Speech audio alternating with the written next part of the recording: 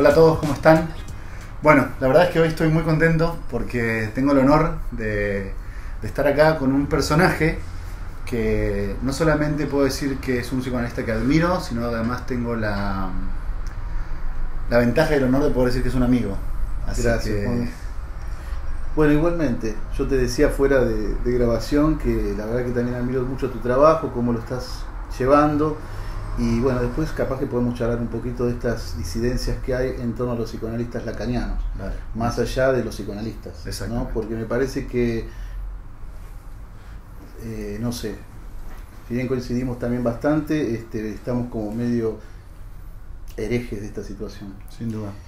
Pero queríamos hablar sí, de algo quería especial. aprovechar que estamos acá y tu invitación para que charláramos un poco de un tema en particular, que es el tema de los buzones, ¿sí? En el sentido de algunas cosas que nos vendieron, algunas ideas que nos metieron sobre nuestra práctica, sobre qué es el psicoanálisis, sobre nuestra disciplina en general, y que quizá valdría la pena criticar o al menos comentar un poco, ¿no? Comentar sobre todo, sí. ¿Qué te parece? Después que la gente saque sus conclusiones. Porque también hay una cuestión que también tendríamos que charlar un poco, que es el psicoanálisis y o los efectos terapéuticos que puede tener cualquier terapia, o incluso tocar el piano. Entonces, que la gente después vea. Lo que pasa que, bueno, es un tema bastante... Yo acá anoté unos cuantos buzones. Charlemos. Bueno, el primero que me lo recordó otro colega es esto de las especialidades, ¿no? El psicoanalista especializado en niños o en adolescentes o en parejas. Parejas, ¿no? Entonces se escucha incluso, está bien que lo diga la gente, que bueno, porque esto es lo que el mercado vende también. Claro. Es como los títulos, como los posgrados, que es otro tema que podemos tocar. Entonces, que como vos decís, Roberto o la tía Martita te diga, yo voy a ir a un psicoanalista de niños porque voy a llevar a mi hijo, es una cosa. Claro. Pero el problema acá es que los analistas, incluso los analistas lacanianos, y esto se escucha mucho también, hablan de estas cuestiones. Claro.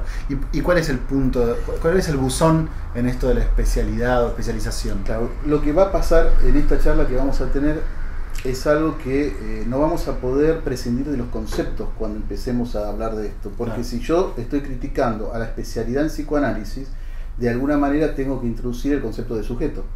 Entonces, si yo tengo un sujeto en psicoanálisis, no tengo ni un niño, ni un geronte, ni un diabético, ni un cardíaco, ni un adolescente, tengo un sujeto, entonces tenemos que ver cuál es la cuestión acá. Claro, porque sí, entiendo que ciertas digamos, especializaciones, dependiendo de los individuos, quizás podrían ser válidas en ciertas prácticas o en ciertas terapias que se enfoquen en esos individuos. Exactamente, ¿no? Y no estamos diciendo tampoco, porque vos como analista podés querer atender niños y no atender adultos, pero ese es otro tema. No estamos hablando de eso, aclaremos. Estamos hablando de la especialización y de lo que los analistas dicen, no, porque yo me especializo en niños. No, en todo caso, a vos te gusta atender niños. Pero ellos no lo dicen así. Y no lo dicen así porque realmente creen que se especializan en niños. Y incluso, de hecho, a veces pagan cursos y posgrados de psicoanálisis. Exactamente. Psicoanálisis y hay lacaniano para de niños, psicoanálisis de niños y que en realidad sería mejor decir con niños, ¿no? Porque ahí estamos haciendo un fallidito que habría que analizar. Bueno, ese es uno de los buzones. Entonces, acá nos encontramos ante un déficit en el tema del concepto, como va a pasar en otras cuestiones. Sí, por supuesto, porque entonces si nuestra práctica no opera con individuos en el momento de la vida que están atravesando, por ejemplo. Exactamente. ¿No? Sino con algo que es un concepto que trasciende la individualidad en el sentido del sujeto, que sería un psicoanálisis de niños con niños. Exactamente. O de mujeres, o de varones. Exactamente. ¿No? Más allá de que tendrá algunas particularidades trabajar con niños. Supuesto. Tirarse en el piso, tener una caja de juguetes, cuando se hace también igual en los que hospitales. Pero también tiene particularidades trabajar con gente adulta o con otro tipo de personas. Sí, entiendo. Bueno, ese es uno de los buzones. Bien. ¿Querés agregar algo de esto? No, me queda clarísimo. Pero queda claro que no somos analistas de niños. Porque me parece que lo que no termina de quedar claro es que el objeto del psicoanálisis no es el individuo particular que no es la persona que entra en ese consultorio. Claro. Yo creo que cuando eso esté claro, quizás va a estar más claro que el momento de la vida que esa persona esté atravesando no es relevante para la forma de aplicación del método, para los objetivos que tienen ese método aplicado, ¿no? Claro, igual ahí creo que también traemos un discurso de la medicina, ¿no? El especialista en nariz, garganta y oído, el especialista... Como la especificidad a nivel de disección cada vez más. Claro. Pero insisto en este punto que para mí es importante, ¿no? Lo loco, porque creo que todo lo que vamos a charlar de los buzones tiene que ver con nuestros colegas, no con la tía Martita. No, lo loco no es que lo diga la tía Martita. Bueno, una de las cuestiones son las personas con discapacidad, especialista en discapacidad. Esa es una cuestión que se escucha mucho. Sí, que la tía Martita quiera buscar a un analista que se especialice en discapacidad es un fantasma de ella. Pero el problema es por qué los analistas seguimos diciendo eso. Claro. Sí. Y creo que seguimos diciendo eso porque no hay un concepto forjado todavía de que es un sujeto y qué pasa en el dispositivo. Por ende no termina de quedar claro ni cuál es nuestro objeto de trabajo, ni cómo se lleva a cabo el trabajo que hacemos. Para algunos no. Claro, bien, ok. ¿Y qué otro gusano anotaste por ahí? No, anoté varios. Bueno, charlemos. Esto de que se habla del pasado, por ejemplo. Que en el psicoanálisis se trabaja con el pasado. Vos escuchás a la gente y decís, no voy a hacer psicoanálisis porque yo no tengo ganas de... el pasado. El pasado. Perder tiempo hablando de... Sí, y sí, ¿cómo se dice? Levantar cosas del pasado. Remover. Claro. Los analistas quizás en eso, bueno, estemos más de acuerdo en general todos que no se habla del pasado. En todo caso se quiere modificar el pasado, como decimos a veces, pero los que tenemos pacientes sabemos que el analizante viene a hablar de lo que le está pasando, no de lo que le pasó. Incluso muchos analizantes que leen a Freud o leen a Lacan o les gusta el psicoanálisis, ellos quieren ir al pasado porque creen que hay que hablar del pasado. Y si vos le preguntás, bueno, ¿por qué a usted le pasa esto? Ellos te dicen, debe ser sí, a mí me pasa esta semana me pasó con un analizante que le encanta el psicoanálisis también, no es psicoanalista, pero bueno, y le pregunto, bueno, ¿y por qué? No, y debe ser por la madre tal. No, pero olvidate de eso. Fíjate que yo nunca lo había pensado, pero ahora que lo decís, es muy frecuente para mí escuchar en el consultorio gente que te dice, algo me debe haber pasado, o quizás hay algo que no recuerdo bien, pero debe haber una razón en el pasado por la cual soy así, ¿no? Como una idea de causa y efecto. Claro, a ver, si ellos lo dicen para construir la teoría, el mito, digamos, no estaría tan mal. Digamos, el tipo, bueno, tengo esta fobia. Bueno, ¿por qué será? Y porque en el pasado tal cosa. Ok. Entiendo. Pero el problema es cuando tanto el analizante como el colega cree que el psicoanálisis... Que el método apunta ahí. Claro, apunta al pasado. Claro. Entiendo. Y que nada más lejos, me parece. Son cositas que anoté. Sí. Igual hay cosas que después se van incrementando en el nivel conceptual, digamos. La sepsis del consultorio, la sepsis del dispositivo. Sí. Yo cuando empecé en esto he ido a entrevistas con analistas de algunas escuelas que tenían el consultorio blanco totalmente, solo los libros de Lacan, como si eso aparte no hablase ya del analista. Pero bueno, pero la verdad que esto de la sepsis se escucha mucho en los colegas también que recién empiezan. Y la problemática de... que también lo relaciono con esto del diván, ¿no? Y cómo tiene que ser el diván, cómo tiene que estar ubicado el analista, esto, aquello, lo otro. Bueno, a mí me parece que son todas cosas que hacen que el analista se defienda, se defienda del famoso horror al acto. Yo no sé si los analistas se han preguntado realmente por qué, de dónde sacan estas cosas. Los analistas, de dónde sacan la sepsis. Es decir, ligado con la neutralidad quizás, ¿por qué el consultorio tiene que estar de alguna manera decorado? Claro. ¿Entendés a lo que voy?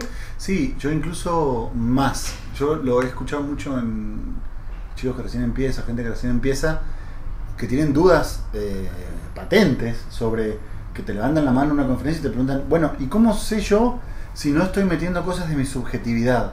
Ahí está.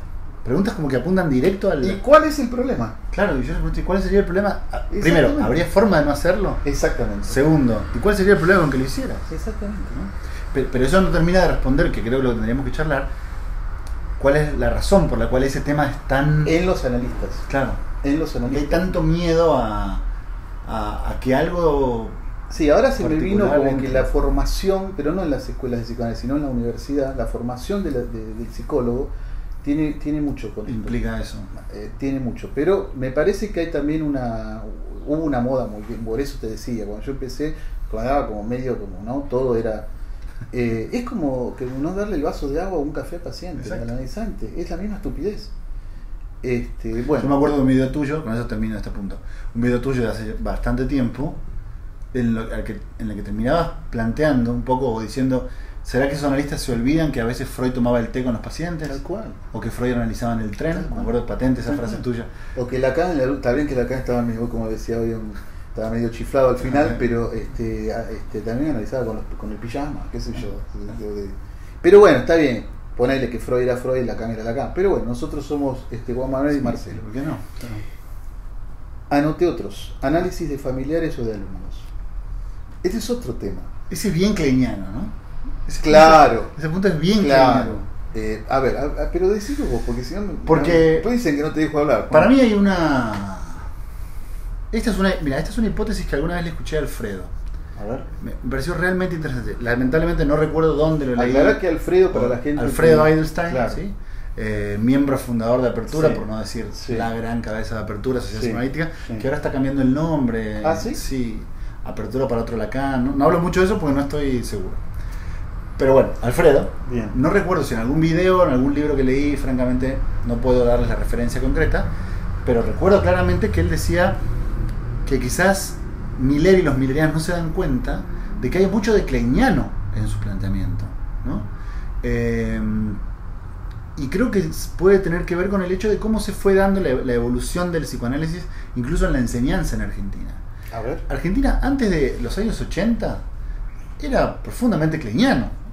Había los grandes analistas kleinianos del Los mundo. analistas que yo controlé venían de Klein. Claro. Y empezaron a hacer Lacan con Lacan. Bueno, quizás ahí está Contemporáneos de Lacan. Quizás ahí está la cuestión, ¿no? Quizás hay algo del pensamiento kleiniano que termina filtrándose un poco en cierta prohibición, como hermanitos no atiendas a los dos hermanitos porque vas a generar alguna especie de celo, rivalidad. Estas ideas tan kleinianas. Que igual, yo aclararía esto, siempre se le pregunta, por lo menos en mi caso, yo le pregunto al analizante. Si el analizante te dice, ¿vos podrías atender a mi hermano? Yo le pregunto, ¿vos tenés algún problema? Y no, por eso te lo derivo. Entonces, ¿cuál va a ser el problema? Claro. Y los alumnos, ¿cómo vas a atender a un alumno? A ver, porque ayer hablando con una amiga me decía, pero esas cosas ya no sé si pasan. Yo creo que siguen pasando. Siguen pasando. Hasta hace poco, hasta hace el año pasado, yo tenía una colega en un grupo de estudio que decía, no, yo cómo voy a ir a analizar. Está bien, ese es un problema en todo caso del neurótico. Es decir, el fantasma de ella era, yo no me analizo con un profesor, no me podría analizar. Ah, está perfecto. Eso ya no es un fantasma de ella. Pero de ahí a hacer la teoría de un solo paso. Obviamente. Entonces tenemos que tener cuidado, ¿no? Y ir al por qué, y por qué no. O por qué sí, o por qué no, o por qué sí, ir al por qué. A ver, ¿cuál sería el problema? Porque acá, si el psicoanálisis se caracteriza por algo, creo, muy diferencial en el resto de las psicoterapias, es la cuestión de la transferencia. Vos hiciste un libro sobre eso, y es la cuestión del deseo. Y estamos anulando el deseo. Si decimos, estamos o no estamos creyendo en la transferencia. Es lo que hacía la IPA o la APA acá en Argentina. Supuesto. Es lo que hacía la IPA. Si vos te analizás con no podés tomar clases con etcétera, etcétera. La transferencia, ¿dónde está? Muti por el foro. Para mí, tengo una pequeña hipótesis, una pseudo explicación de esto. Creo que tiene que ver con esta idea kleiniana de las fantasías. Sí. Entonces, Sí, está bien. es como si eso fuera a crear Sí. ciertas fantasías. Sí, compro eso. Y en el mismo sentido de la sepsis que decías, ¿entendés? Como, En bueno, el mismo sentido. para mantener aséptico este dispositivo, Claro. tratemos de no generar situaciones que van a propiciar fantasía de Ahora, rivalidad. yo no sé si estás de acuerdo, pero yo creo que todo esto es para que el analista se defienda.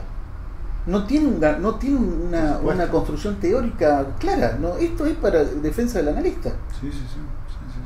Sobre todo si sos lacaniano. En uno de los videos de hace mucho yo decía, si le hablas o no le hablas en el ascensor. Una estupidez. Aparte en el ascensor muchas veces han pasado cosas más interesantes que los 45 minutos de la sesión. Por supuesto. Sí, entiendo. Bueno, el diván ya lo dijimos.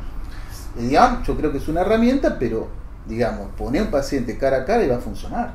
Por supuesto. Y yo Pero hay mitos interesantísimos de pacientes que se psicotizan.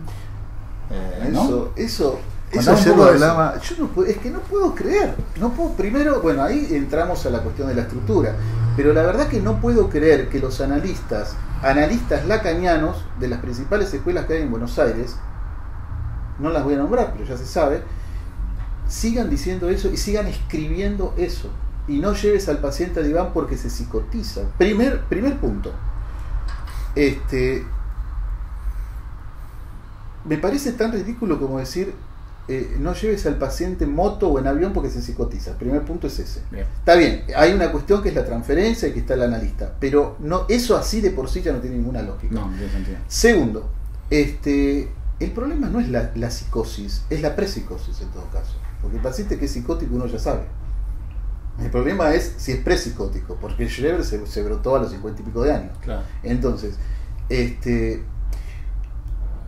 ¿cuál es la lógica, de que un paciente, primero que aparte empíricamente hay muchos pacientes en diván que son psicóticos y muchos pacientes cara a cara que son psicóticos y viceversa. Sí. Entonces, no hay, pero no entiendo por qué se sigue repitiendo. Bueno, es que para mí esa pregunta apunta a otra cuestión. A ver. Que es, ¿por qué las cosas se repiten? O sea, porque si algo tienen como hilo conductor todos estos puntos que estamos analizando, es que en cualquier disciplina, cuando no se pueda dar un porqué o una razón de cualquier argumento, ese argumento es dogmático. Totalmente. Entonces, yo respondo rápidamente a tu pregunta. ¿Por qué se sigue repitiendo? Porque se repite como todo dogma. Se replica en sí mismo. Eso es cierto. Se retoma energía. La ecolalia del dogma. Claro, exactamente. Entonces, porque no hay una pregunta que cuestione al analista. Exactamente. Que cuestione al analista. Completamente de acuerdo. Y te digo que incluso en los exámenes de residencia hospitalarias y en los libros que se dan, se siguen con estas cuestiones. Yo me acuerdo, no hace mucho, habrá, 6, 7 años, un poquito más. Estaba en la Escuela Freudiana de Buenos Aires y una colega dijo, ojo por favor, la estructura. Diferenciemos, porque si no, no podemos, que eso es un tema... diagnóstico diferencial. Diagnóstico diferencial, primer punto, que ese es un tema que deberíamos también charlar un poquito más. Diferenciemos. Si se trata de esto, si se trata de aquello, por el diván, por aquello. No hace mucho escuché esto. Y diferenciemos, es una histeria de una obsesión. Bueno, yo particularmente, ya lo digo así, tiro la baraja, creo que hay solamente histeria, con algunos rasgos obsesivos en algunos casos, y fóbicos, pero no creo en la obsesión, la neurosis obsesiva como una subestructura de la neurosis, por decirlo así. Pero aún así, y esto también es una cuestión mía, yo no trabajo con la estructura. Digamos, no es que pero a mí no me importa si es psicótico, si es neurótico. Ahora, esto, así como yo lo digo, le espanta al 94,3% de los analistas, lacanianos.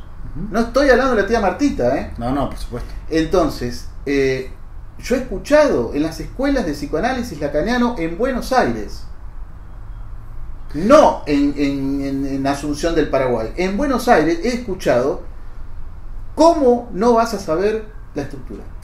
El diagnóstico. A mí algo que... Cosa que, discúlpame, solo. Cosa que no importa si lo sabemos o no lo sabemos. Porque vos podés intuir algo, pero no pasa por ahí. Es que bueno, justo eso te iba a decir. Lo que te preguntaba recién cuando tomabas el café. Habrá colegas que piensen que sí, ¿no? Que es importante. Yo lo que siempre les pregunto a esos colegas es ¿para qué? O sea, el método cambia, por ejemplo.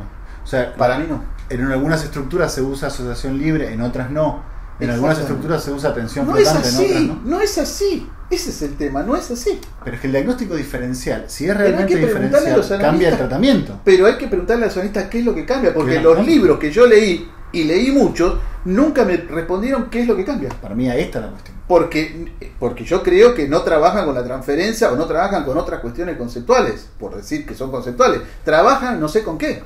Y seguimos heredando el diagnóstico, la medicina, después nos quejamos del DSM-5, y ya va a venir el DSM-6, después nos quejamos de eso. Perdón que te interrumpa, pero es algo que a mí siempre me llamó la atención.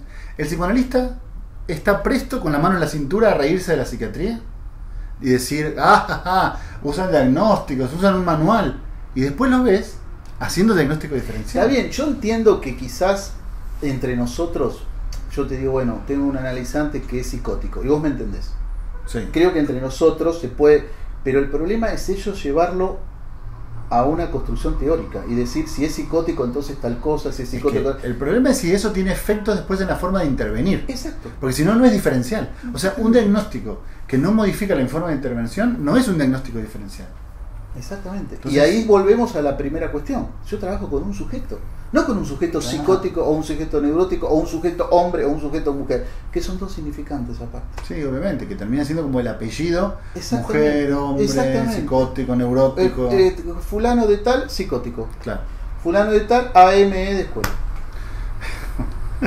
La comparación me parece genial. Tenemos que hablar de ese tema también. Y otra cosa que recién se me vino cuando dijiste eso es ¿para qué era?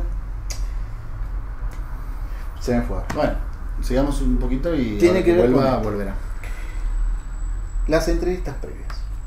No sé, en tu caso, me gustaría. Discutamos. No, primero vos. Por ser local. Bueno, es que esto es otra cosa que escuché en estas escuelas. Las entrevistas. A ver, yo entiendo que Lacan lo dijo. Es que y también lo dijo. Fuerte. Y también lo dijo lo del diván Lacan. En el seminario 11, cuando le contesta a Miller, no le vemos no le preguntamos que tiene desabrochado el famoso que le contesta a Miller. Sí, lo dijo, pero a ver, otra vez volvemos al dogma. Claro. Yo tengo acá a Freud, a Lacan, está bien, son nuestros, está bien, maestros, le agradecemos, pero hay que cuestionarse un poco qué estamos diciendo. Porque no puede ser que digan si las entrevistas previas, Dios mío, es como, no sé qué pensás vos, pero las entrevistas previas es como decir es un antes y un después. Claro, y aparte es muy distinto. Es muy distinto. Nunca te explican en qué, pero es muy distinto. Yo tengo analizante hace 10 años cara a cara. Mirá, yo tengo un comentario sobre esto. Porque aparte está que el tema de las entrevistas previas es, después pasa diván. Claro, y ahí arranca no sé qué, porque hay cierta demanda de no sé cuánto. No sé cuánto. Bien. Exactamente. Yo tengo un par de comentarios. El primero, es cierto que Lacan lo dijo, y es cierto que fue bastante taxativo en ese punto. Ahora bien, decir que las cosas son de cierta manera porque Lacan las dijo, me parece una falacia de autoridad. Freud dijo cada cosa, Lacan dijo cada cosa. Exactamente. Que Lacan haya dicho algo, para mí no vale. ¿Pero qué pensás en las entrevistas previas? Pienso lo mismo que pienso de lo otro.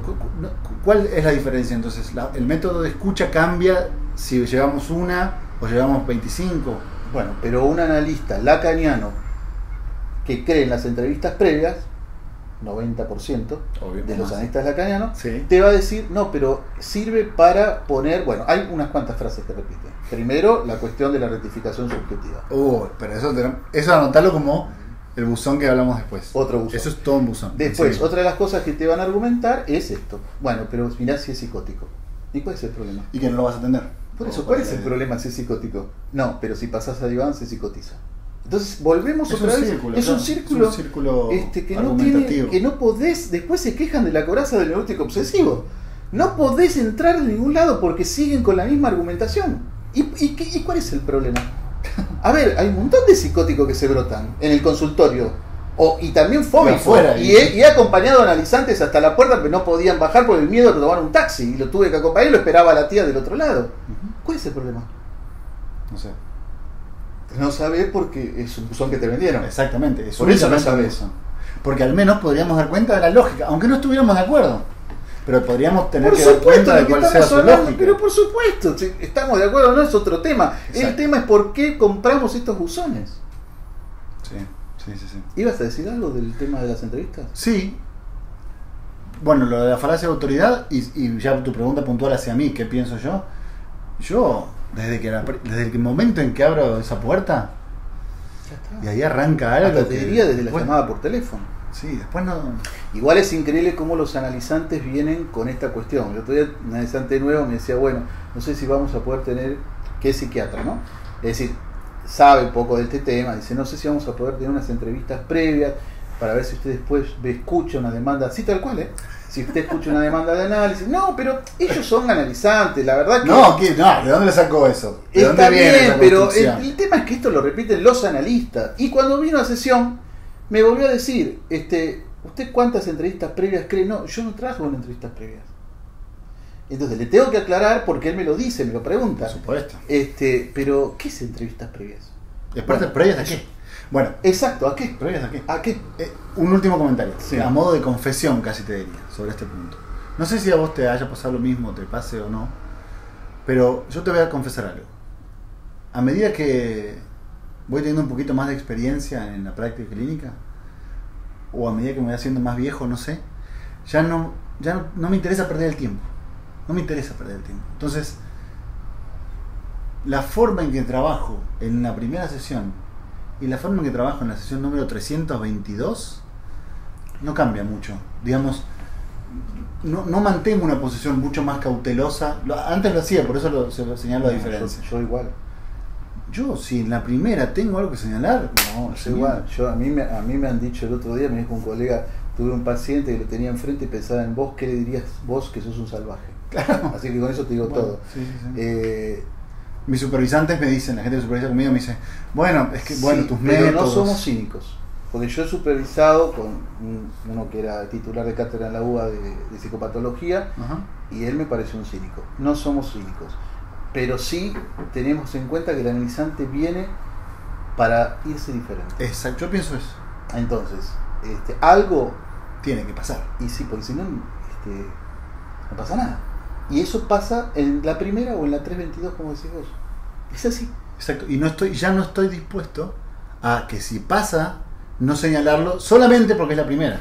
¿Entendés? Está bien esto que acotás, porque los colegas, en general los que van empezando en esto, tienen esa preocupación. Es decir, pero no es demasiado rápido para decir tal cosa o para decir o tal otra. Bueno, este es el otro tema, ¿no? Otro de los buzones, el psicoanalista que no tiene que hablar.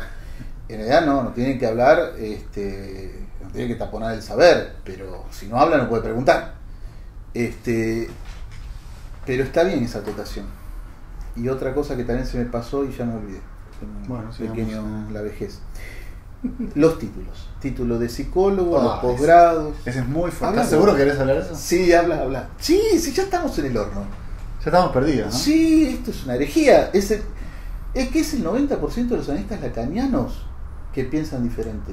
No, insisto en este punto, no es que tampoco no es, pero a mí el problema es, como decías antes, que no justifican.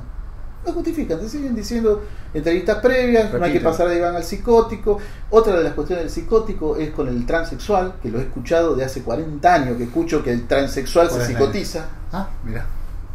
¿No escuchaste esa vos? Que el transexual, no. Esa está buenísima. ¿Pero por qué?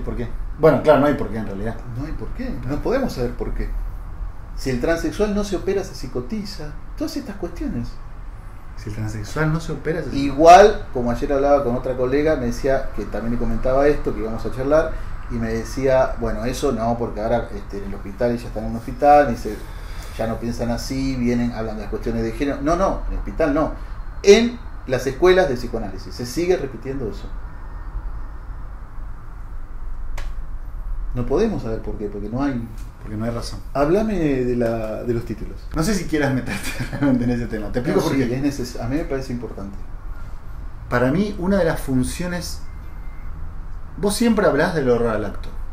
Sí. Y creo que hay muchos elementos que evitan, alejan del tema del horror al acto. Del tema del acto, por el horror precisamente. Exactamente. Pero si yo te tuviera que decir cuál es el número uno, es el título.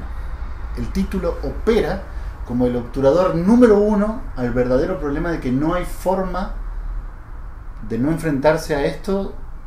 ¿Y vos pensás que es porque el analista cree, o el futuro analista cree, que ese título es el gran otro que le va a garantizar? Es que no tengo ninguna duda.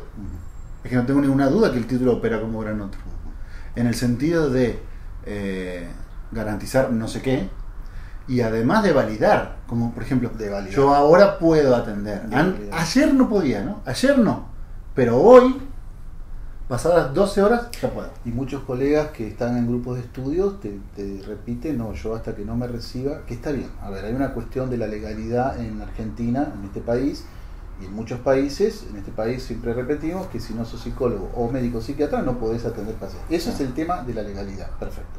Pero estamos hablando de eso. Estamos hablando de qué pasa con el analista que aún recibido incluso, sigue formándose, no leyendo, porque leer hay que leer toda la vida, lo que uno le gusta, lo que uno ama, formándose en universidades para estar listo. Ya casi estoy listo. Para estar listo. Un título más y estoy listo. Y nunca atiende. Claro. Y nunca está listo. Es el constructo alumno, como yo digo. Claro. Es el constructo alumno que nunca termina de... ¿Qué más? Decía algo más de los títulos. Es un mercado de títulos. Es que a ese punto también es... Y la Argentina está en la cabeza. Yo creo que alguien leyó claramente la necesidad que tienen los colegas de ser validados. Exactamente. Y dijo, si ellos quieren validez, se las vamos a vender. Exactamente. ¿No? Y me parece que arman un círculo que ya es abiertamente perverso, que es, yo te vendo un título y mientras te lo estoy vendiendo te enseño que este título no te valida para nada. Es genial, ¿entendés? Bueno, ustedes no vayan a creer que por una maestría van a ser psicoanalistas, pero te vendo la maestría en psicoanálisis. Sí, ¿entendés? Algunos lo aclaran y otros no lo aclaran. Sí, en el Ameguino, en el posgrado lo aclaraban, pero hay que ver si las universidades lo pueden pero aclarar. Es que entonces, ¿con qué criterio le vendés a alguien? ¿Qué le estás vendiendo?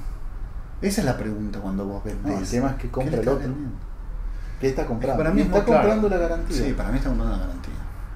Y esto que no hay forma de obtener porque no existe. Y esto creo que se relaciona, que después me gustaría también que lo charlemos con el análisis del analista, si es necesario, si no es necesario, ¿no? Porque es un tema que también vamos a quedar como dos herejes también en esto. Pero a mí me parece que, bueno, yo lo digo ahora, sí, dale, charlamos. No, a mí me parece que el análisis del analista es conveniente, pero no es necesario. Es conveniente por estas cuestiones, porque claro. ¿Me entendés a lo que voy? Porque resolver neuróticamente estas cosas. Exactamente. Claro. Resolver la castración en el dispositivo y aparte... Y listo. Y no transmitirla después a tu trabajo. Porque ¿cómo haces con estas cosas? ¿Cómo haces? Claro, sí, te entiendo. Y aparte también porque, bueno, el análisis de control no es que más o menos lo mismo. Que el colega pueda percibir que puede y que el analista de alguna manera le diga, bueno, usted puede, porque es así. A mí un amigo me decía que hasta que no que estaba en el campo y él iba durante 15 años al campo, hasta que un día el capataz le dijo, tome, póngase el pantalón, y el tipo, que era el dueño de las vacas, se puso el pantalón, pero hasta que el otro no se lo dijo, el tipo no podía. Entonces es una cuestión también, pero no creo que sea imprescindible. Es que para mí, esa cuestión, por supuesto que es una gran idea lo que dijiste recién, pero creo que desde la escuela se resuelve de otra manera. No, bueno, o sea, creo que la escuela sostiene lo que el análisis trata de derribar. Exactamente. Eso es lo que yo no. Exactamente. Y ahí entramos al tema del pase, que era una solución en la época de Lacan y que ahora es un delirio prácticamente. Es un delirio. A mí me han contado que hay gente que se ha suicidado porque no le dieron el pase. ¿Eso es un pase? ¿Eso puede ser un analista? Claro.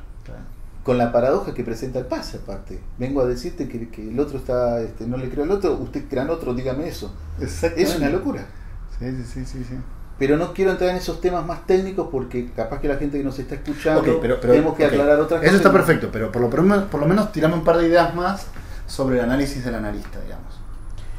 Sí, yo... ¿Por qué decís que no necesario? ¿Por qué es conveniente? Está claro con lo que explicaste. ¿Por qué no necesario? Te voy a decir razones obvias, por no decir boludas.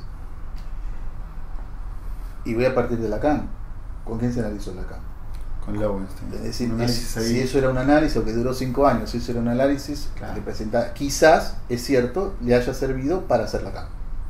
Probablemente. Quizás le haya servido para diferenciarse o para lo que sea, y para hacer Lacan. Puede ser, porque ahí entramos en los efectos terapéuticos, porque vos podés ir caminando a Luján y curarte. Obviamente. No estamos hablando de eso. Pero, de hecho, Lowenstein no solo nunca fue un analista, y menos lacaniano, porque no existía Lacan todavía, sino que encima es el representante de la psicología del yo. Sí. Con Chris y con... me falta el otro. Y Lowenstein, en la función que cumplía como analista de un analista en formación, abiertamente dijo, este tipo no puede ser analista. Sí, esos son otros temas también, pero lo que pasa es que se alarga mucho la charla, porque hay que abrir tantos paréntesis con lo que pasó con Lacan. Pero la otra cuestión, también muy obvia, tú puedes analizarte con Freud 45.000 años y eso no te hace analista. A mí esa es la más evidente de todas. Digamos, aunque salga un analista del diván de Freud, puede salir un pésimo analista, Por supuesto. como puede salir un genio, aunque se analice con fulano. Entonces, ¿de dónde se sacan esas cuestiones? Del dogmatismo ecolálico. No hay otra. Del dogmatismo ecolálico, también del mercado. Esa también es importante. Bueno, yo doy un ejemplo con esto, disculpa. Sí. Es como como si el verdulero diga, como soy verdulero tengo que comer verdura. Siempre dije lo mismo. Sí. Hace mucho que vengo con eso. Yo tengo otra parecida, que es la que yo uso en las clases. Es como si vos me dijeras, mirá, yo todos los años me voy de vacaciones a algún lado en avión. Después de 5 años puedo pilotear el avión. Exacto. Es la misma O sea, locura. Ser pasajero del avión no te convierte en Es piloto. la misma locura. ¿Por qué nosotros lo tomamos como un gran dogma esto? Yo basándome en que no tiene ningún sentido lo que decimos, solamente por la Igual, insisto en esto, creo que podría ser conveniente para la analista, por todas estas cuestiones de cómo está con la castración y un montón de cuestiones. Sí, pero estamos dando el requisito. Pero no es, Como requisito. pero no es un requisito. No, yo tampoco creo que No es un requisito. Vos podés tener una escucha impecable y analizarte 3 meses o nada, y otro puede analizarse 40 años y ser un desastre. Obviamente. Pero bueno, hay un mercado. Hay también un mercado, las escuelas ayudan a este mercado. Yo te lo pondría en estos términos. Pensá en cualquier colega de estos que estamos hablando y pensá de su plantilla de pacientes cuántos son analistas en formación y cuántos no lo son. ¿Sabes que estaba pensando justo en eso? Yo en este momento tengo solamente 3. 2 o 3. 3. Claro. Lo demás es gente que se dedica a otras cosas. 3 que ninguno de los 3 vinieron porque quieren ser analistas. Claro. Son analistas, pero ninguno de los 3 vinieron porque quieren ser analistas. Claro. Tengo 3 nada más. Bueno, yo me atrevería a decir que en el caso de estos 3, sí. personajes que estamos hablando, una gran cantidad de sus pacientes son analistas en formación. Y en las universidades. Es que hay gente que da clases para conseguir pacientes. Bueno, acá este es el problema de qué es nuestra praxis, de qué se trata, para qué es, cómo funciona, que es cierto también que tenemos métodos, pero Ahora, te quiero hacer una pregunta que no estaba en el guión. a ver, Aprovechemos para improvisar. sí. Todo esto que venimos señalando tiene un sentido, ¿no? Tiene una lógica. Ahora, mi pregunta hacia vos es, ¿vos por qué creés que este posicionamiento crítico frente a estas ideas dogmáticas, o buzones, como le pusimos hoy, sí. no se genera? ¿Por qué no hay analistas que lo pregunten un poco más? Como nosotros, que nos sentamos frente a la cámara a preguntar esto. ¿Por qué hay Y ahí tanta voy a gente? contestar con lo que dijiste vos antes, porque creo que se están defendiendo con la teoría. Pues nosotros estamos preguntando, quizás por nuestra praxis, ¿por qué va a cambiar el método si es un psicótico? Te doy ese ejemplo como cualquier otro. Es decir, ¿y por qué la gente no se lo pregunta? Y yo creo que porque necesita seguir adherido a determinadas cuestiones o sostener ese padre. Sostener esa idea Claro, de que sí. Lacan lo dijo Lacan. Sí, claro, es un problema neurótico. El psicoanálisis Es un problema neurótico. En ese sentido creo que la analista se tiene que analizar. Claro. En ese sentido, es un tema neurótico. Anda a analizarte, anda a hacerte una pregunta. ¿Por qué estás sosteniendo esto? Claro. Porque después nosotros, para decirlo y dar las clases y decir al analizante, somos geniales. Pero después, Casa Herrero. A mí me parece que es eso, Juan, porque no hay, hay que sostenerse de algún lado, hay que agarrarse de algún lado. Ahora, me parece interesantísimo cómo la resistencia opera en el personaje que supuestamente combate la resistencia. Me parece una genialidad. Que esto es una de las cosas que también anoté. Sí, me parece una genialidad. Bueno, después anoté análisis en el hospital, es una de las cosas que se decía, pero esto, bueno, dejemos, como que no se podía hacer. Ah, Medicación versus Lacan. Bueno, hoy le decía a un analizante, ¿no? Que va al psiquiatra. Vos andá al psiquiatra si querés. Y de hecho, andá porque te va a hacer bien. Si vos tenés un problema oftalmológico, le digo, también te voy a decir que vayas al oftalmólogo. O si tenés, es decir, ahora, ¿por qué está esta oposición tan fuerte? Porque si bien, incluso yo he caído también en eso, porque todos estos buzones los compré yo, te lo quiero aclarar. Los compramos todos. Obvio, no te creas Los compramos. que me levanté ayer. Por supuesto, los compramos todos todos. estos son los buzones. Los que repetimos no- un montón de tiempo hasta que un día decidimos preguntar. Claro, como vos Obvio. decías, nos formamos con Clemiano, qué sé Sí, yo. obvio. Y yo he escrito también cosas de, bueno, sí, psiquiatría, psicoanálisis, pero, y es cierto también, Lacan tiene una charla que dio que se llama Psicoanálisis y Medicina, perfecto, pero ¿por qué hay esta distinción tan fuerte o tan, porque yo muchas veces digo, como por ejemplo con la neurología, a veces es más interesante hablar con un neurólogo o con un médico que con un psicólogo, pero es mucho más interesante. Bueno, eso es otra de las cosas cuando hablábamos de los títulos, como que el título de psicólogo, ya lo decimos 20 veces, la facultad de psicología es como dice Germán García, una fábrica de hacer chorizos, es cualquier cosa, la gente sale, no sabe lo que es, lo que hace, lo que va a hacer, pero a lo que voy es esta disyunción entre psiquiatría. ¿Para qué? Claro. ¿Por qué existe? Psicoanálisis versus psiquiatría. No hay versus. No hay versus. Es psicoanálisis y psiquiatría si necesitas, y oftalmólogo si necesitas. Una de las cosas también que tiene que ver con esto, porque en la facultad de psicología, en todas, no solo en la estatal, porque es una cosa que viene del ministerio, se enseña neurofisiología. Porque tenemos una concepción, los que nos recibimos de psicólogo, que la psique es el cerebro. Claro, y es que creo que ahí está el punto. Entonces, ahora, el problema es que muchos lacanianos también piensan eso. Exactamente. No es que lo piense la tía Martita. Entonces, el problema es que también los lacanianos piensan. Perdón que te eso. interrumpas, pero real del cuerpo no significa eso. Ahí estamos otra vez con esta cuestión. Para mí real del cuerpo significa eso. Primero el cuerpo, después lo demás. Claro, lo que pasa es que son temas muy largos para abrir. Ahora, quisiera decir algo de lo anterior, el problema de versus. Me parece que de lo peor de esto, y otra vez voy a caer quizás en una herejía, pero lo peor de este planteamiento es algo que he venido escuchando últimamente, y quizás vos también, sobre todo de colegas, viste, los colegas medio progres, que plantean la idea de la medicalización. Estamos en contra de la medicalización de la subjetividad, bla bla bla bla bla bla, y como siempre planteando una crítica a la psiquiatría, a la medicina, no sé bien cómo plantearlo, pero no dándose cuenta que en su misma crítica viene insertado el problema que ellos mismos sostienen, que es primero el cuerpo, después lo demás. El sujeto será un fenómeno de los neurotransmisores, pero primero el neurotransmisor. Pero a mí me parece una cuestión tan obvia, porque es como te repito el ejemplo, es como si el paciente tiene un problema en el ojo y yo le voy a decir no vayas al oftalmólogo. Para mí no hay diferencia. No hay ninguna diferencia. Es decir, ¿por qué tengo que estar en contra? Aparte, capaz que hay gente que nunca trabajó con psicóticos, o nunca fue a un hospital y no vio que el psicótico se baña con la ropa puesta, que te rompe una casa y 5 enfermeros dándole las inyecciones, te rompe todo el consultorio. La medicación baja. Ahora, hay que aclarar, no cura nada. Ninguna medicación, no solo la psiquiátrica. Analizantes que son médicos y se toman Adaprit y la hipertensión les llega hasta los cielos, igual. Ahora, de parte, esta aclaración me parece que es necesaria. De parte del paciente que recurra a la medicina o a la psiquiatría en este caso para primero para bajar el monto de lo que le pasa, la ansiedad, la angustia, lo que sea, pero también para ponerle un significante, soy tal, bipolar, soy no sé qué.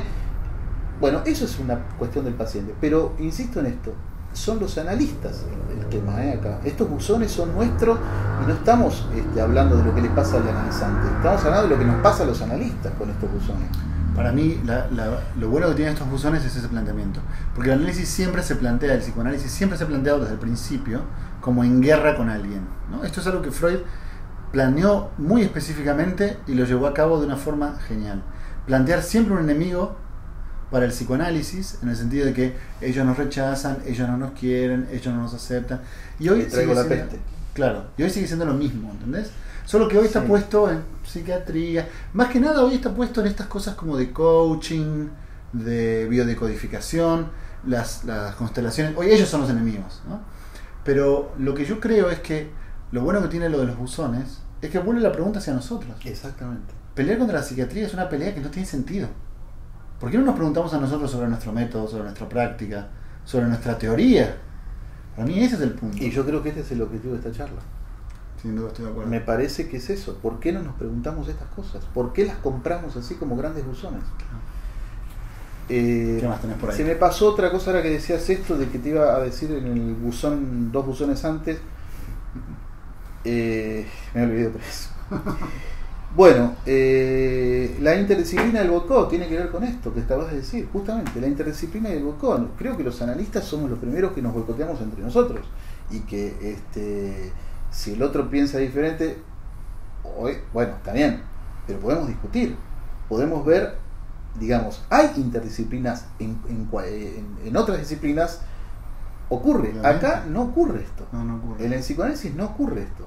Entonces, los milenianos por allá, los de la APA por allá, los de apertura por acá, Mira, yo sobre eso te voy a decir algo que no tenía pensado decir. Pero bueno, como vos sabés, este video lo vamos a compartir en YouTube, como todos tus videos cuando fuiste el primero en arrancar con estas cosas de YouTube. Y yo a veces veo colegas en YouTube que dicen cosas que a mí me da ganas de hacer un video para, digamos, contrarrestar, como diciendo, bueno, a ver, él planteó A, yo hago un video respondiendo A, planteando B. Y te juro que lo he pensado muchas veces y siempre desisto, porque sé que eso se toma mal, los colegas lo toman a mal, como si mi intención fuera, no sé, desacreditarlos, o si mi intención fuera humillarlos. No, pero eso es fantasma de ellos. El tema es la interdisciplina sirve para cambiar criterios y para hacernos y para ver si esto es una ciencia, claro, o es una verdulería y cada uno vende cualquier cosa. Claro. Y tenemos que ver qué carajo es esto. No, de los colegas, bueno, yo me he enojado con un colega justamente por ese tema. Si el tipo no lee a Lacan porque Lacan es difícil, él dice, etcétera, bueno, entonces no hables de Lacan. No pongas conceptos lacanianos en temas que no son, o confundís el nombre del padre con la función paterna. Cosas totalmente que no saben lo que están diciendo. Y que repiten a otros que seguramente lo dijeron, porque ¿de dónde lo van a sacar si no? Repiten a otra gente que también lo dijo. Por supuesto. Yo a veces siento que ese problema lo podemos rastrear desde hasta Freud. O sea, un alumno de Freud diciéndole, yo en este punto no estoy de acuerdo, y siendo expulsado del movimiento. Expulsado. Ah, claro, eso me lo decís porque me ves como si yo fuera tu padre, afuera del movimiento.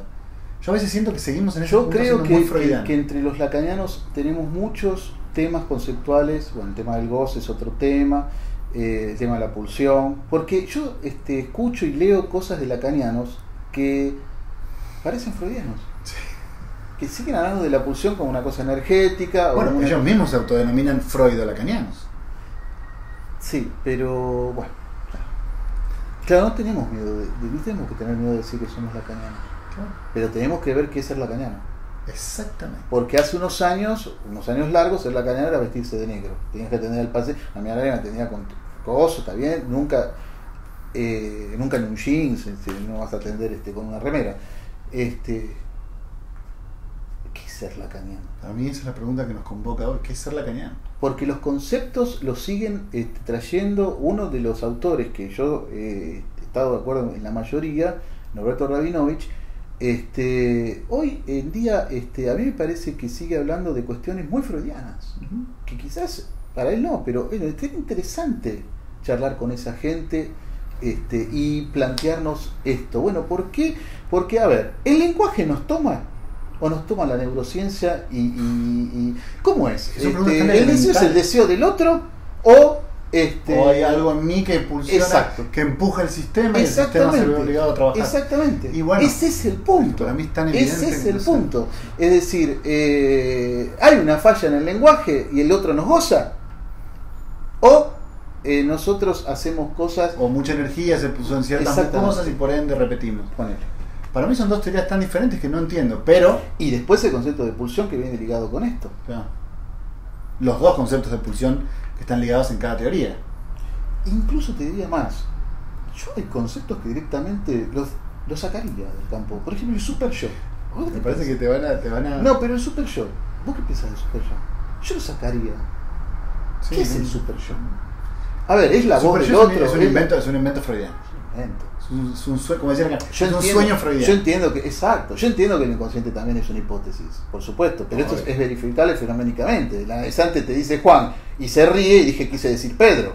Claro. El super yo tampoco está la resonancia magnética del goce ni del inconsciente, pero el super yo, ¿qué carajo es? Sí. Bueno, son temas que hay que plantearnos, porque si no seguimos hablando, y este autor que te digo y muchos lacanianos que son muy respetables, que han trabajado mucho, siguen hablando de estos conceptos. Y yo quisiera saber qué es. No quiero la resonancia magnética, porque eso no lo vamos a tener, pero quiero que me digan bien qué quiere decir. Claro. La voz del imperativo del goce. Obviamente, Lacan, seminario 7, seminario 20. Goza. Claro, pero ¿Y qué es el super yo? ¿Qué es el super yo? Sí. Porque después, aparte en la clínica, por lo menos yo verifico todo el tiempo que acá se trata, y acá hay que ser nichiano o hay que ser ¿no? de la voluntad, del deseo del narcisismo que el sujeto pone, y que de todo lo que habla, primero es autorreferencial, porque habla de él. Y segundo, porque es así, no hay vuelta. ¿Cómo podría ser de otra manera? O vamos a creer en el altruismo. Vamos a creer, como puse el otro día en un artículo, que el sujeto, cuando se voltearon las Torres Gemelas, venía a hablar por las Torres Gemelas porque tenían lástima de la gente que murió en las Torres Gemelas.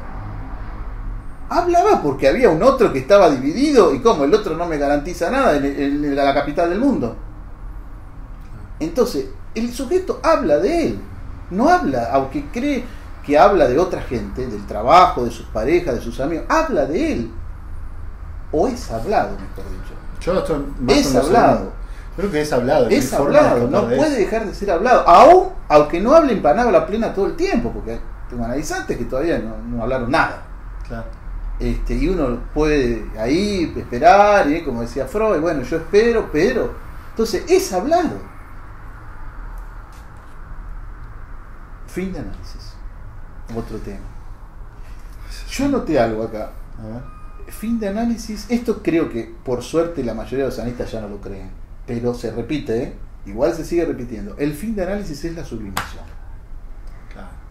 ¿Escuchaste esa? Sí, ¿La escuchaste? ¿Qué opinas? ¿Qué opinas? Igual no, el fin de análisis es un tema largo, ¿no? El fin de análisis es un tema largo. De hecho, tengo pensado trabajar como un curso de verano sobre la cuestión del fin de análisis, tanto en Freud como en Lacan, porque creo que son cosas... Y que creo que tiene que ver con el comienzo también de un análisis. Claro. Y creo que tiene que ver con qué crees vos que es un análisis, para qué Exacto, sirve. por eso es un tema largo. Es un tema largo. Pero decir que el fin de análisis, porque la gente sabe lo que es una sublimación, lo podemos decir. Decir que el fin de análisis es una sublimación, no sé, entonces bueno... Y me parece una hipótesis energética. Energética y totalmente falaz, porque es como decir que la persona que sublima no se va a analizar porque total ya sublima. Claro, entonces claro. El escritor no se analiza porque sublima, escribiendo. Claro. Es un disparate, pero estas son cosas que se dicen, eso es lo loco. Sí. El fin de análisis es la sublimación. Alain Journet decía que era la cuarta estructura la sublimación. Era una cuarta estructura. Y hablando de estructuras, bueno, este tema, que creo que lo dijimos, yo la verdad, estructuras, a mí me tiene sin cuidado las estructuras. Sí, a mí también. Ahora, vos pero reconozco que hay colegas que piensan radicalmente distinto. Y incluso colegas que respeto bastante, que sostienen, no sé bien cómo decirlo, pero sostienen una clínica de la estructura, la replican y la enseñan incluso. Ahora, nunca me han logrado responder cuál es la diferencia metodológica. O sea, que del método cambia. No hay ninguna. Acá estamos entre la asociación libre y la atención flotante. Son las dos cosas que nuestro método es ese. La asociación libre para el analizante, lo que Freud llamó Einfolgen, la caída de ficha, deje que la ficha caiga, es decir, hable todo lo que se le ocurra, no solo lo que quiera, sino todo. Claro. Y la atención flotante del analista, la atención flotante. No, escriba, pregunte con quién vive. Eso se lo vamos a preguntar en algún momento, quizás, seguro. Pero no es una anamnesis. No hay entrevistas previas, no hay anamnesis. Eso no es el psicoanálisis. Eso es la psicología. Bueno, vos te reís, pero bueno, nosotros nos van a quemar en la hoguera. Decí. No, me acordaba el otro día, se te digo porque me río, porque me acordaba de una paciente el otro día que en medio de la sesión, viste cómo pasan estas cosas, en medio de la sesión me dice, ella dice algo y yo le digo, no, en realidad pasó esto y esto. Y me dice, sí, la verdad, ¿te acordaste de eso? ¿Te acordás de cosas que yo no me acuerdo? ¿Cómo puede ser eso no es que nunca tomes nota y te acuerdas de cosas? Pero eso es algo que nos pasa a todos. Sí, no, yo me acuerdo de... Sí, los analizantes me dicen lo mismo. Sí. Y los colegas que recién empiezan piensan que no. Bueno, anotar que es otra defensa. Claro, es otra defensa. Sí, que termina siendo contraproducente para el método. Y el control. Cuando vos le decís al colega, no traigas el caso escrito, y lo trae, que bueno, tampoco le podés decir, no te voy a... Claro, bueno, léelo si necesitas leerlo. Porque el analizante trae al sueño escrito. Muchas veces dice, yo lo escribí, yo digo, no lo leas. Está bien, es un neurótico, que nos paga porque es neurótico. Ahora, el otro, que también es un neurótico, pero el problema es que es colega y le estás diciendo, mirá, mi método es así, no traigas el caso escrito. Es que creo que hay algo metodológico incluso ahí. Que pero no... me olvido, te dicen. Y si te olvidas es por algo, vas a decir lo que te acordás, si estás controlándote a vos. Claro. Este es otro de los problemas, creen que vienen a controlar el caso. ¿Qué vas a decir? Que veo tanto miedo. Ya hablando así, mucho hablando miedo, así con mucho mucha miedo. confianza. Y si veo mucho miedo, pero ¿por me da qué? miedo ¿qué? ¿Por qué? ¿Por qué tanto miedo? Y porque es un tema. Es esto que decimos siempre. Bueno, elegiste, cuando el analista, el colega te dice, pero el paciente resiste. Y si no hay psicoanálisis sin resistencia. Elegiste este oficio, es así. Es así. Es así, hay mucho miedo, hay mucho miedo. Y creo que todos estos buzones los compramos por miedo. Sí. Atravesar el fantasma. Se vendió por mucho tiempo, se sigue vendiendo, creo, en algunas escuelas, como un objetivo de fin de análisis. Eso es fin de análisis. ¿No? Como si... No se entiende bien qué significa igual. No sé si vos alguna vez te quedó claro. Porque no sé qué hay detrás. Digamos, si se trata de atravesar, no tengo muy claro qué hay detrás de él. Pero se podrá ponerle que no importa lo que haya detrás. ¿Pero qué significa atravesar? Exacto. ¿Qué quisiera atravesar el fantasma? ¿Qué sería atravesar el fantasma? ¿Por qué no se explica esto? ¿Por qué solo se repite el fin de análisis es atravesar el fantasma? Yo le puedo decir a un analizante, y bueno, eso lo tenés que atravesar, o eso tenés que ir viendo, o tenés que ir más allá de eso, pero eso no es un fin de análisis. Eso se puede decir en la primera sesión. Claro, es como, eso también como plantea un objetivo, digamos. Objetivo, una cosa como decir, y bueno, qué sé yo, no sé, ahora no se me ocurre ningún ejemplo, pero eso es un fin de análisis. Entonces, son temas que deberíamos charlar los analistas, entre nosotros. Sin duda. Atravesar el fantasma, el goce. Bueno, me han dicho, sabiendo que me iba a encontrar con vos, que retomemos el tema que quedó pendiente del goce, si se cambia, si no se cambia, el goce del otro. Es claro para mí que el goce, obviamente, el otro nos goza. Es como decir que uno tiene un fantasma. Uno tiene un fantasma, el fantasma lo tiene uno. Y el otro nos goza. No sé qué opinás vos ahí. Sabiendo que íbamos a charlar, algunos colegas me dijeron que retomemos el tema del goce, que había quedado pendiente. No sé si de la vez pasada, sí. Claro. Si bien yo creo que el goce es del otro, no estoy tan de acuerdo en pensar que el síntoma no tenga una porción de goce del otro. Es decir, que no sea también una demanda al otro. Que no sea la manera, quizás ahí soy bastante más freudiano, que tiene el neurótico como estrategia de arreglársela con la castración. No sé qué pensás vos. Eso para mí no invalida que el goce sea del otro. ¿Se entiende lo que por supuesto, digo? es que yo estoy completamente de acuerdo. Me parece que el punto de diferencia nuestro estaba en si se puede modificar o no. Bien. O sea, realmente cuál es su esencia como conceptual, estamos de acuerdo en este Bueno, punto. entonces, retomo el tema con el síntoma. Suponete, a ver, hoy le decía a un analizante, es que tu síntoma no es la fobia. Tu síntoma es tu padre. Entonces, que, por decirlo así, pues entonces estoy diciendo un analizante para que entienda a lo que vamos. La fobia, el sujeto, el paciente la va a modificar, seguramente la va a modificar. La fobia, la neurosis obsesiva, yo he tenido analizantes hiperobsesivos, que es lo que hoy se llama TOC, están totalmente curados de eso. Yo no digo que eso no se cure, o que eso no se modifique. No sé si te referís a eso. ¿Y qué es lo que no se modifica? Lo que no se modifica es la cuestión justamente. A ver, si estamos de acuerdo que el goce es del otro y que el otro es un lugar, como enseño desde hace años, que el otro no es la mamá, ese es el otro imaginario en todo caso. Podríamos hablar 30 segundos de eso después cuando termine esta idea. No, hablalo ahora, pero eso es básico, eso es el ABC de Lacan. Sí, pero yo he escuchado miles de veces que dicen que el otro es la madre. Bueno, el otro es la madre, puede ser la tatarabuela, pero ese es un plano imaginario, no es lo que estamos hablando del concepto del gran otro de Lacan. Es que el gran no otro es de nadie. Lacan es la batería de significante, es un lugar, No es una persona, es un no es lugar. una persona, es un lugar. Entonces, si estamos de acuerdo de que el gran otro es un lugar, ¿Sí? igual lo decís como si fuera una novedad. Esto sí esto sí que estamos todos de acuerdo. No. Hurgá bien. Esto hace años. Los colegas, hay colegas que yo lo voy a establecer en estos parámetros, que solamente leen el seminario 4 y el seminario 5, esos colegas siguen diciendo todavía que el otro es la madre. Que la madre, ok, no te van a decir que el otro es la madre, pero dicen que el otro, que la madre opera puedo con creer, una función de otro. Pero ¿sabes por qué? Si vamos a decir que son colegas freudianos, puede ser, pero lacanianos que digan eso no puedo creer, porque sabemos que el ABC de Lacan es decir que el gran otro es el lenguaje. Entonces, ¿cómo va a ser la madre?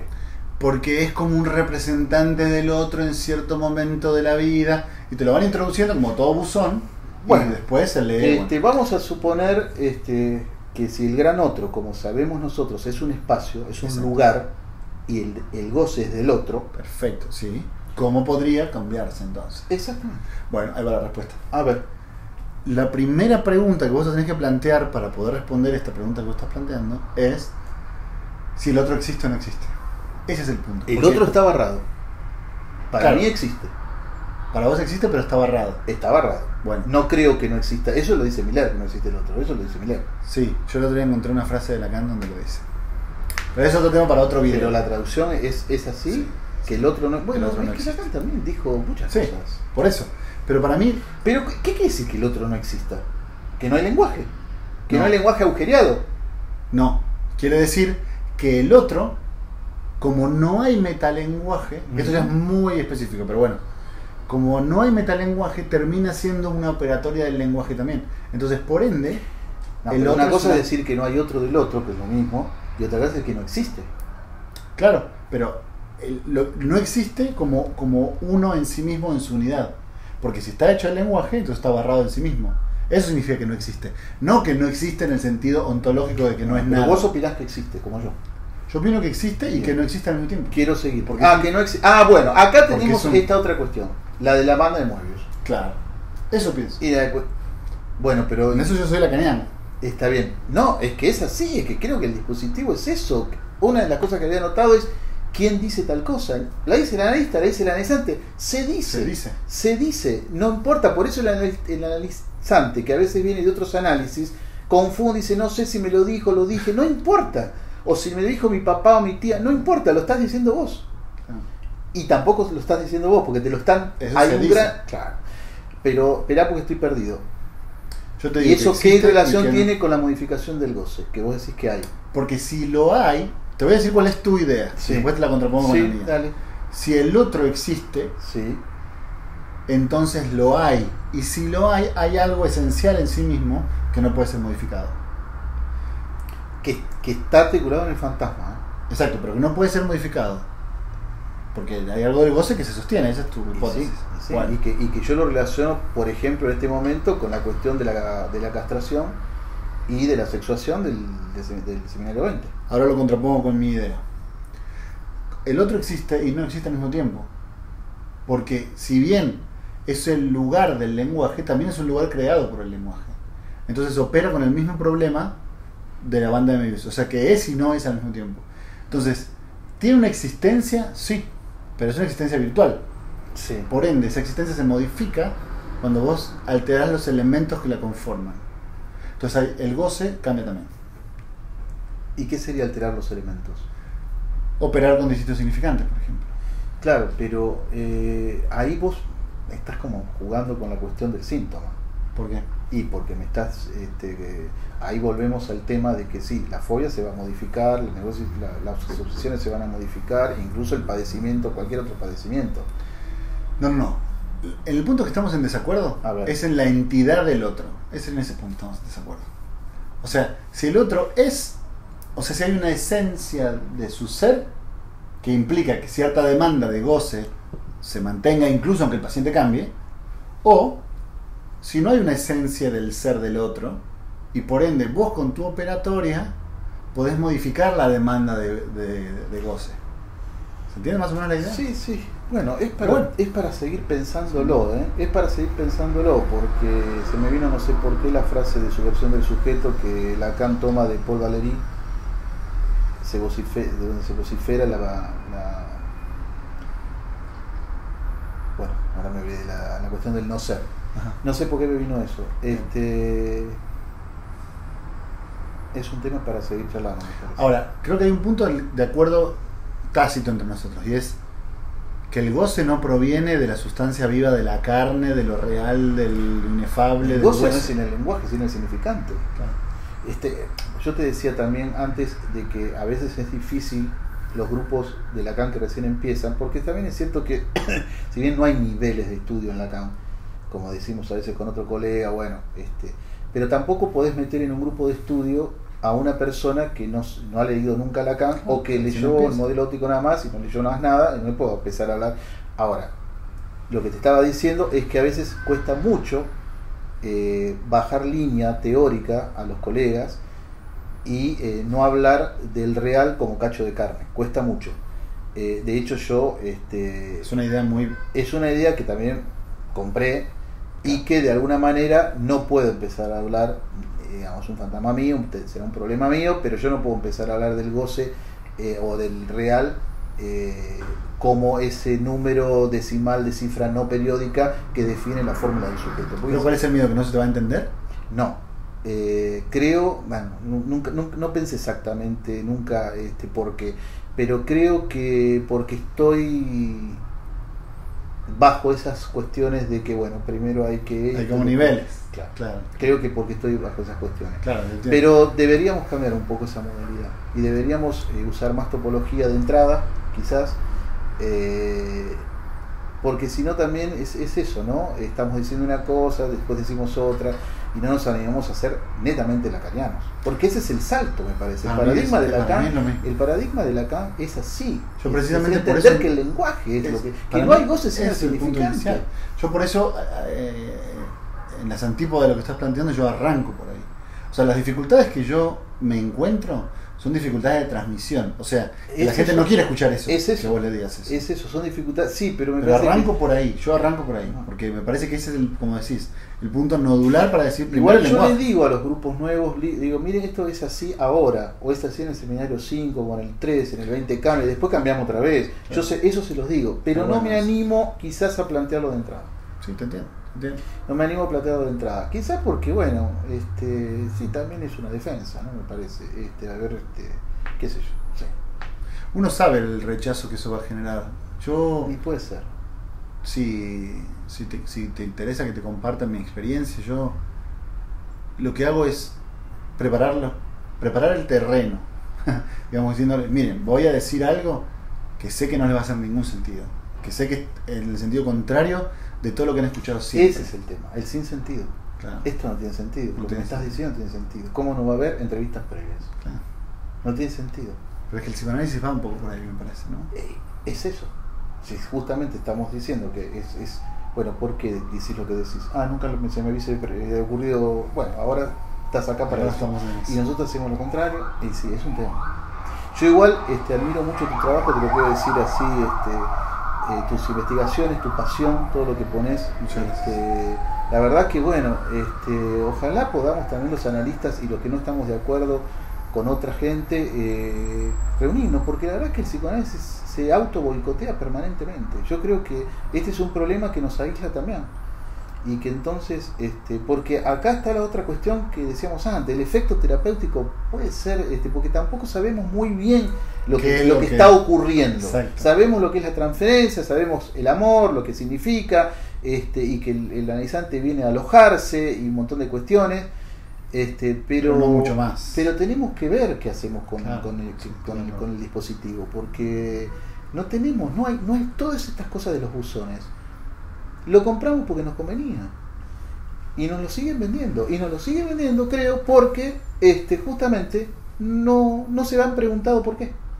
Me parece que es eso. Completamente de acuerdo. Bueno, no te quiero robar más tu tiempo. La verdad te agradezco muchísimo por esta conversación. Gracias, Juan. Para mí es un honor y además un placer compartir con un colega como vos. Gracias, Juan. Te agradezco mucho. Gracias.